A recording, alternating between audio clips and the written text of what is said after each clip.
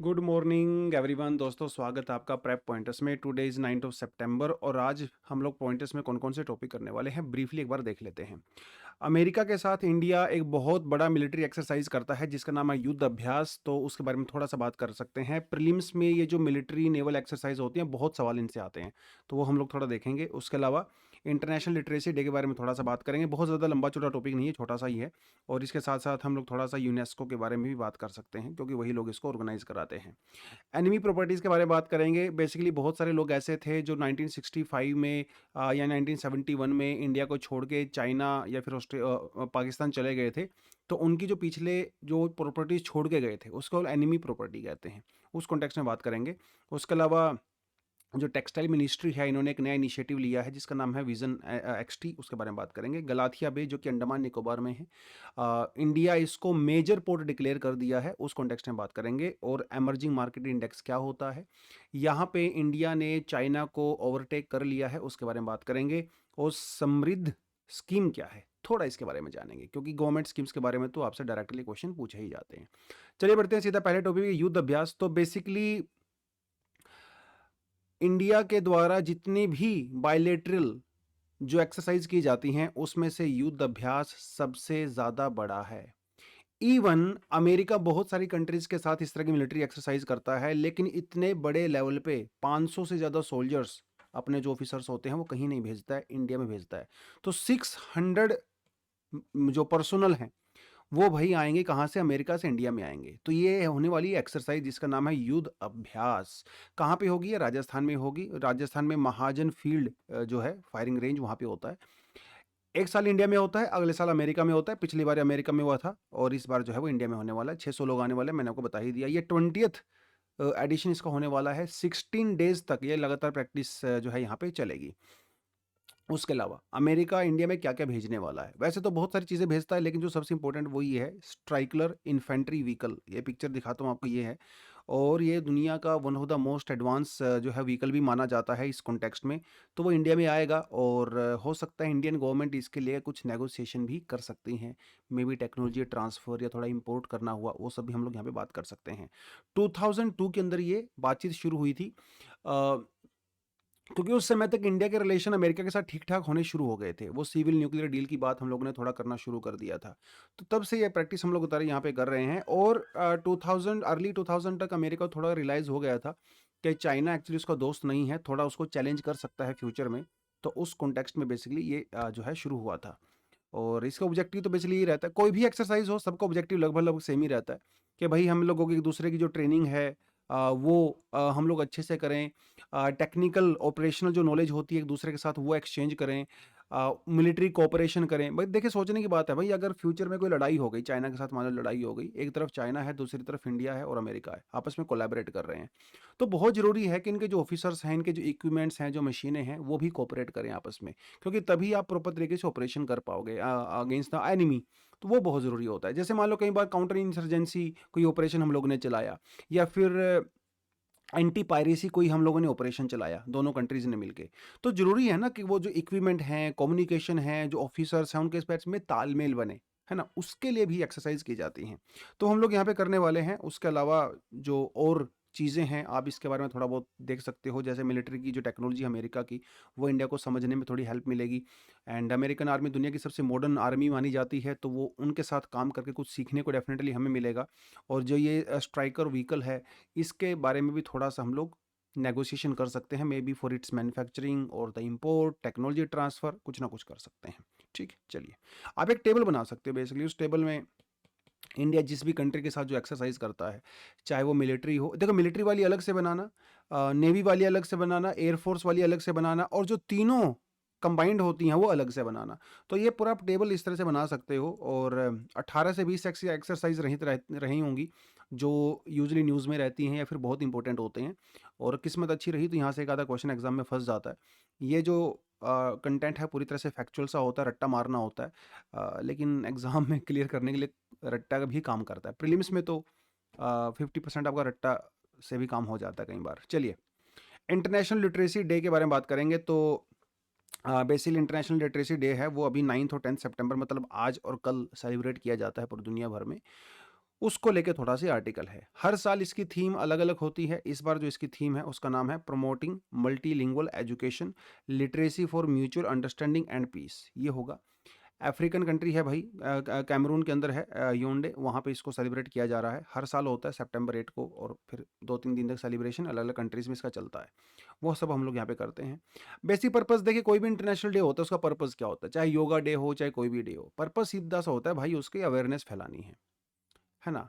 उसके बारे में इम्पोर्टेंट है, वो दुनिया को बताना है, उसकी कुछ प्रैक्टिसेस हम लोगों को इंक्लूड करनी है अपने जीवन में, उस तरह से करते हैं। तो लिटरेसी डे का भी बेसिकली यही है कि अवेयरनेस फैलानी है, लिटरेसी को लेके इंपॉर्टेंस है, समाज में उसका क्या इंपॉर्टेंट रोल होता है, क्योंकि लिटरेसी एक फंडामेंटल ह्यूमन राइट है ना? और आप ये किसी को डिनाई नहीं कर सकते फंडामेंटल ह्यूमन राइट, तो क्योंकि फिर ये पूरा एकदम ह्यूमन राइट का वायलेशन ही हो जाता है कहीं ना कहीं, है ना? 1966 में जो है इसका आइडिया सबसे पहली बार यूनेस्को को आया था, और 1967 से हम लोग इसको लगातार हर साल सेलिब्रेट कर रहे हैं। अगर एजुकेशन के स्टेटस की बात करें, देखिए अगर आप 50 साल पहले से कंपेयर करोगे ना, तो दुनिया भर में लिटरेसी का लेवल बहुत इंप्रूव हुआ है, ठीक है? लेकिन अभी भी कुछ बहुत काम करना यहाँ पे बाकी है। 754 मिलियन अडल्ट जो 18 साल से ऊपर वाले हैं, आज भी जो है वो बेसिक लिटरेसी उनके पास नहीं है, मतलब बेसिक लिखना पढ़ना वो लोग नहीं जानते हैं। 250 मिलियन 25 करोड़ बच्चे आज भी ऐसे हैं 6 से 18 साल की उम्र में, जो कि स्कूल में नहीं जाते हैं बिल्कुल भी किसी तरह से। तो इनको भी जो है वो एजुकेशन सिस्टम के अंदर हम लोगों को इन्वॉल्व करना है। और भाई एजुकेशन का क्या इम्पैक्ट होता है वो बताने की आपको ज़रूरत ही नहीं है बिल्कुल भी, है ना?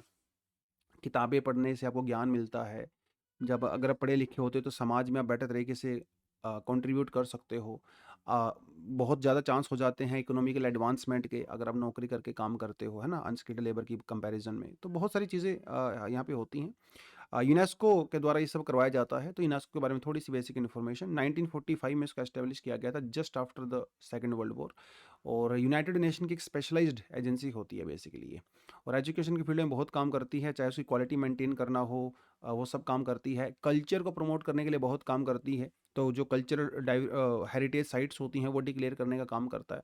और भी freedom of expression, education, culture, communication, science, बहुत काम जो है इन फील्ड में इसके द्वारा, यूनेस्को के द्वारा किया जाता है।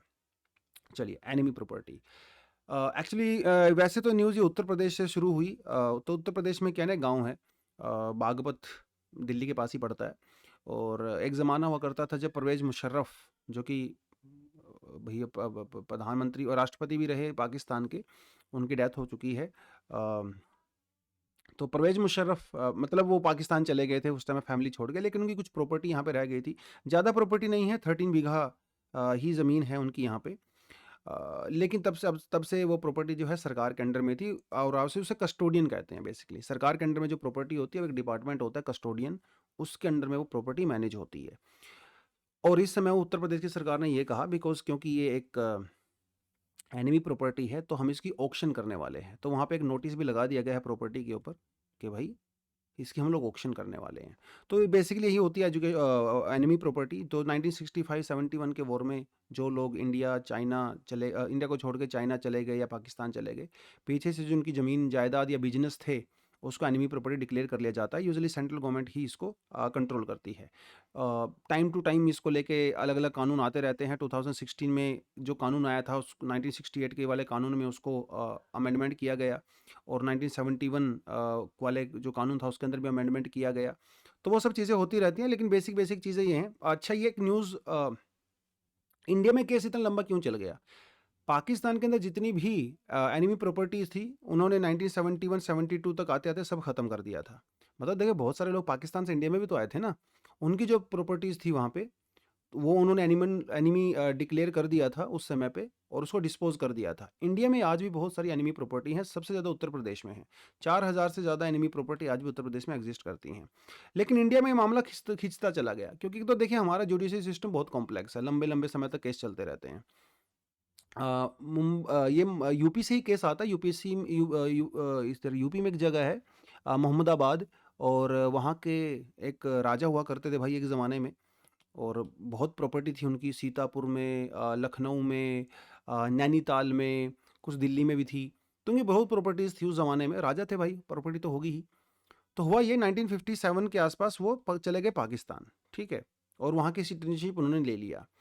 तो ऑब्वियसली तो उनकी प्रॉपर्टी का एनिमी प्रॉपर्टी डिक्लेयर कर दिया गया। लेकिन पीछे से उनके जो बेटा था और उनकी वाइफ थी वो इंडिया में ही रह गए। अब मामला बिगड़ गया। जब 1968 के अंदर इंडिया में एनिमी एक्ट आया तो उनसे ये प्रॉपर्टी ले ली गई, थोड़ा बहुत छोड़ दिया गया, मोस्टली प्रॉपर्टी उनसे ले ली गई ये कह के कि भाई एनिमी प्रॉपर्टी है, और ये आपके पिताजी थे, वो छोड़ के चले गए। फिर ये मामला जो है कोर्ट में बहुत सालों तक चलता रहा और फाइनली 2005 में फिर एक इसका वर्डिक्ट आया। और जब 2005 में वर्डिक्ट आया ना कोर्ट से, तो वो कोर्ट से जो वर्डिक्ट है वो उनके बेटे और वाइफ की फेवर में आया। बेटा आप कह सकते हैं यहाँ पे जो सर्वाइव कर रहा था, उसकी फेवर में आ गया, और कोर्ट ने कहा कि ये प्रॉपर्टी इनके बेटे को दे दी जाए क्योंकि ये इसके लीगल हियर हैं। अब वो एक जजमेंट से एक पेंडोरा बॉक्स खुल गया। उसके बाद इंडिया में इतने सारे केस कोर्ट में डाले गए, जो एनिमी प्रॉपर्टीज थी, आगे उनके जो रिश्तेदार थे, जो उनके ग्रैंड चिल्ड्रन थे, उन्होंने क्लेम करना शुरू कर दिया कि ये तो हमारे परदादा जी छोड़ के गए थे। रिश्तेदारों ने कहा कि देखिए ये तो मुझे गिफ्ट के तौर पे मिला था, ये कागज़ देखिए ज़रा आप लोग। किसी के दोस्त आ गए कहीं से, तो ऐसे ही होता था जब लोग छोड़ के चले जाते थे ना प्रॉपर्टी उस टाइम पे, तो पीछे से गिफ्ट दे जाते थे अपने रिश्तेदार को, किसी को, दूर दराज के लोगों को, दोस्तों को दिया जाया करते थे। तो ऐसे बहुत सारे मामले फिर कोर्ट में आते चले गए। अब मामला बिगड़ गया। फिर 2010 के अंदर जो है वो एक एक्ट पास हुआ, अमेंडमेंट किया गया 1960 वाले एक्ट में। उसमें कहा गया भाई देखिए, अगर आप के वो जो ओरिजिनल पर्सन है अगर वो एग्जिस्ट नहीं कर रहे हैं तो ये एनिमी प्रॉपर्टी ही मानी जाएगी, और इसे जो है कोर्ट कुछ नहीं कर सकता इसमें। तो वो जो 2005 वाला वर्डिक्ट हुआ था वो रिवर्स हुआ, और वो प्रॉपर्टी दोबारा से स्टेट यानी कि सरकार के पास चली गई, उसके बेटे के पास नहीं गई। तो अब थोड़ा थोड़ा टाइम टू टाइम जो है इसके अंदर चेंजेस होते रहते हैं। तो अब फिर से इसके अंदर चेंजेस हुए हैं, और उन्हीं चेंजेस के तहत जो है यूपी में इस प्रॉपर्टी को किया गया है। तो बेसिकली वो आदमी जो पाकिस्तान चला गया था, उसने वहाँ की सिटीजनशिप ले लिया था, तो एनिमी प्रॉपर्टी डिक्लेयर कर दिया। लेकिन मान लो उस आदमी ने पाकिस्तान छोड़ के वो ब्रिटेन चला गया और उसने वहाँ की सिटीजनशिप ले लिया, अब वो पाकिस्तान में नहीं है, तो क्या तब भी इसको एनिमी प्रॉपर्टी डिक्लेयर करेंगे? पुराना कानून कहता था नहीं, नया कानून कहता है बिल्कुल साहब, डजेंट मैटर, ठीक है, आप एनिमी कंट्री में हो या नहीं हो, आपकी प्रॉपर्टी एनिमी प्रॉपर्टी है। अगर उस आदमी की डेथ हो जाती है तब भी वो एनिमी प्रॉपर्टी है, ठीक है। तो उस केस में उसको एनिमी प्रॉपर्टी ही डिक्लेयर किया जाएगा। तो नया कानून थोड़ा सा सख्त हो गया है उस सेंस में। 1966 के अंदर जब ताशकंद समझौता हुआ था 65 के वॉर के बाद, जिसमें शास्त्री जी भी गए थे, उसके अंदर भी एक क्लोज डाला गया था कि दोनों कंट्रीज़ के अंदर जो भी एनिमी प्रॉपर्टीज़ हैं वो उसका थोड़ा सा नेगोशिएशन वगैरह करके निपटारा करेंगे, और या एक दूसरे को ट्रांसफ़र भी कर सकते हैं। लेकिन वो बात आगे बढ़ नहीं पाई क्योंकि 1971 तक आते आते पाकिस्तान ने सभी एनिमी प्रॉपर्टीज़ को डिस्पोज कर दिया था। इंडिया में वो अभी तक नहीं हुआ है। मतलब इंडियन लीगल सिस्टम कितना स्लो चलता है उस कॉन्टेक्स्ट में हम देखें तो। एनीवेज, विजन एक्सटी क्या है? विजन एक्सटी अगर आप थोड़े इसकी वेबसाइट पे जाके देखेंगे ना तो यहाँ से आपको आइडिया लग जाएगा। तो ये विजन एक्सटी की वेबसाइट है, बेसिकली मिनिस्ट्री ऑफ टेक्सटाइल के अंडर में काम करती है। तो इनका ये देखिए, टेक्सटाइल इंडस्ट्री है ऑब्वियसली, तो कपड़ा, फैशन, उस फील्ड में लोग बहुत काम करते हैं। इंडिया में कितनी सारी लैंग्वेज हैं, कितने सारे कल्चर हैं, है ना, urban, rural, tribal culture, coastal areas में, पहाड़ी एरियाज़ में कितने सारे डिफरेंट तरह की वैराइटीज़ हैं इंडिया में। इस तरह से देखा जाए तो फैशन भी अलग अलग होगा, ऑब्वियसली बात है, जो कपड़े पहनने का तरीका है वो भी अलग अलग होगा। तो उस चीज़ को ध्यान में रखते हुए हमारे जो टेक्सटाइल मिनिस्टर हैं, इन्होंने एक फैशन फोरकास्ट इनिशिएटिव लॉन्च किया है जिसका नाम है विजन एक्सटी। तो विजन एक्सटी फैशन से जुड़ा हुआ है, तो ये आपने याद रखना है, कीवर्ड को आपने कनेक्ट करना जरूरी है। एग्जाम में कई बार कीवर्ड बेस्ड क्वेश्चंस आ जाते हैं, पूछेगा आपसे भाई vision XT was recently in news, है ना, क्या है ये, तो इसको फैशन से जोड़ के आप देख सकते हो। तो इसमें बेसिकली क्या होगा, आर्टिफिशियल इंटेलिजेंस और इमोशनल इंटेलिजेंस का यूज़ किया जाएगा, जिसमें ये देखा जाएगा कि जो ग्लोबल ट्रेंड हैं फैशन के वो क्या चल रहे हैं मार्केट में, इंडियन कल्चर के हिसाब से, हमारे समाज के हिसाब से उस फैशन को हम लोग कैसे अडॉप्ट कर सकते हैं, और कैसे हम लोग बेस्ट प्रैक्टिसेस जो है फैशन की अडॉप्ट कर सकते हैं, ताकि हमारे यहाँ पे जो फैशन इंडस्ट्री है वो ग्रो करे। क्योंकि देखिए, जो टेक्सटाइल इंडस्ट्री या फैशन इंडस्ट्री होती है ना, इसे फास्ट फैशन भी कहा जाता है, या फास्ट फैशन। फास्ट फैशन क्यों कहते हैं? क्योंकि बहुत जल्दी जल्दी यहाँ पे ट्रेंड चेंज होते हैं, हर 2 महीने बाद नया ट्रेंड आ जाता है कहीं ना कहीं से निकल के, कोई भी इंटरनेशनल या बॉलीवुड से कहीं ना कहीं से आ जाता है। तो उसके साथ जो है अपने आप को, और उसके साथ अपने आप को चलाना बहुत ज़रूरी होता है, राइट, बेसिकली।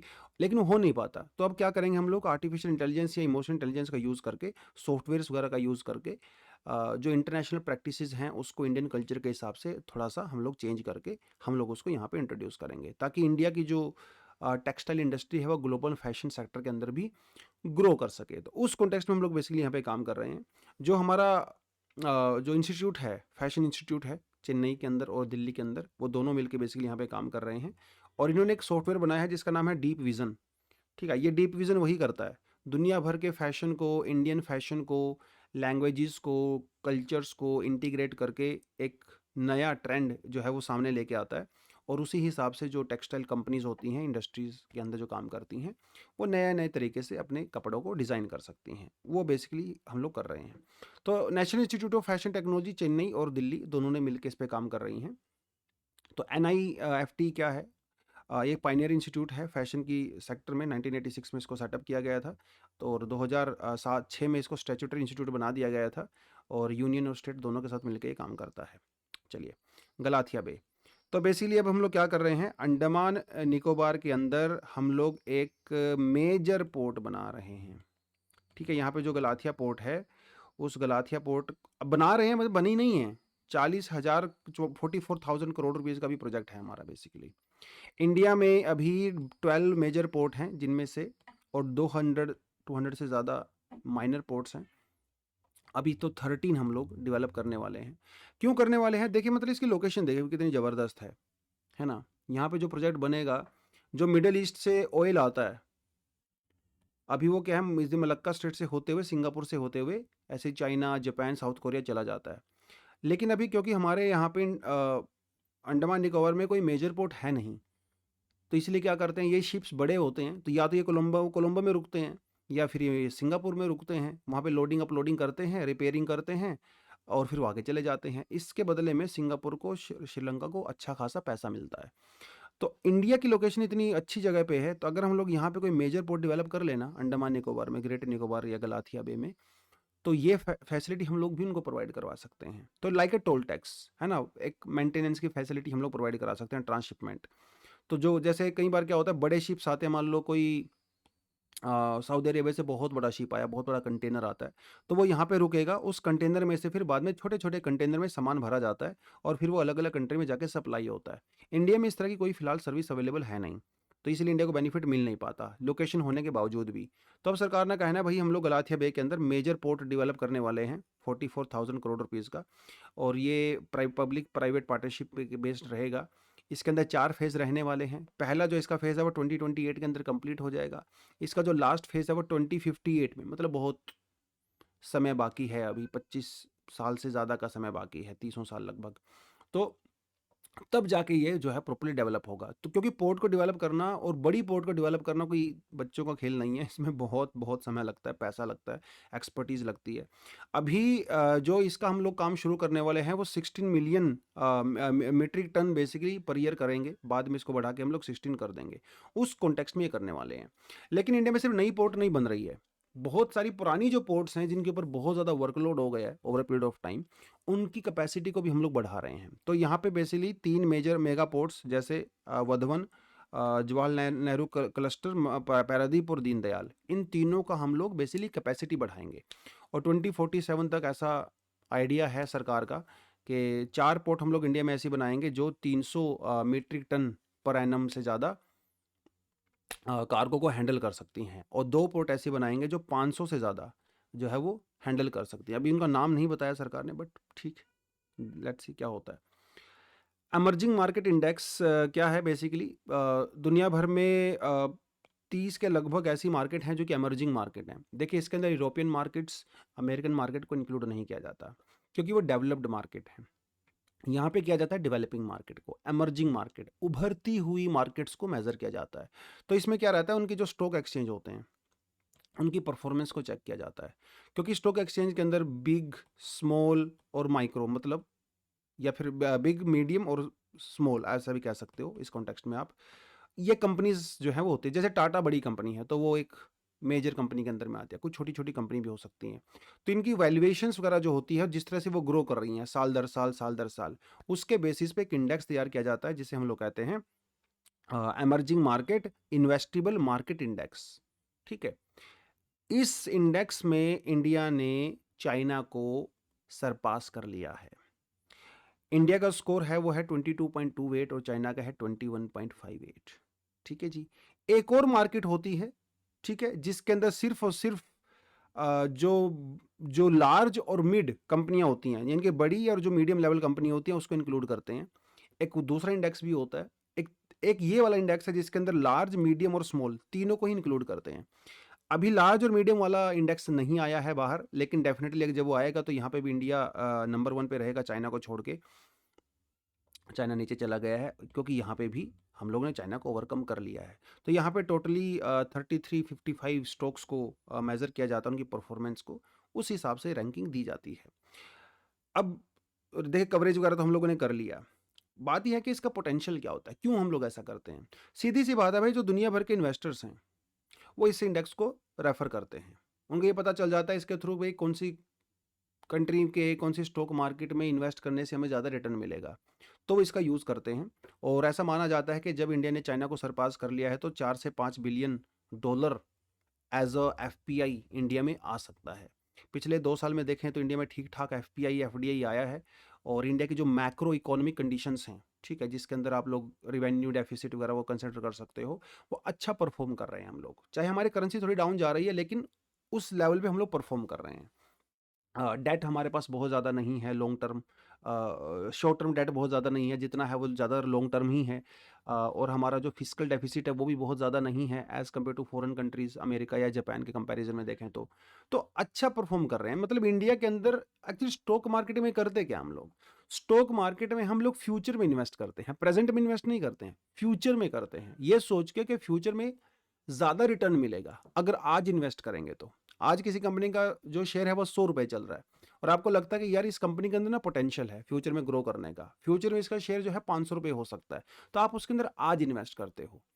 तो क्योंकि इंडिया का फ्यूचर थोड़ा ठीक ठाक नज़र आता है, क्योंकि डेवलपिंग कंट्री है और रिफॉर्म्स जो है गवर्नमेंट लगातार कर रही है, इंफ्रास्ट्रक्चर के ऊपर काफ़ी इन्वेस्टमेंट चल रही है, उस कॉन्टेक्स्ट में जो फॉरेनर इन्वेस्टर्स हैं वो इंडिया में काफ़ी इन्वेस्ट कर रहे हैं पैसा उनको, क्योंकि नज़र आ रहा है यहाँ पे कुछ ग्रोथ के चांसेस नज़र आ रहे हैं।